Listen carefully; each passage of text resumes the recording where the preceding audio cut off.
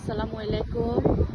আজকে আমি এসেছি লন্ডনের একটি জায়গা, যে জায়গাটার নাম হচ্ছে যে ব্র্যান্ডফোর্ড রিভার সাইড। আসলে এই জায়গাটি দেখতে খুবই সুন্দর। আমার একমাত্র আসার কারণটা হচ্ছে যে কোরআনের মাঝে লেখা আছে, যারা জান্নাতে প্রবেশ করবে তাদেরকে নির্ধারিত জায়গা দেওয়া হবে এবং নির্ধারিত বাসস্থান দেওয়া হবে।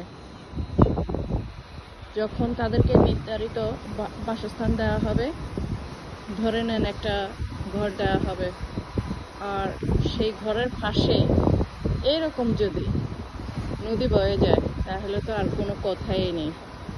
এত সুন্দর পরিবেশ, এত সুন্দর জায়গা।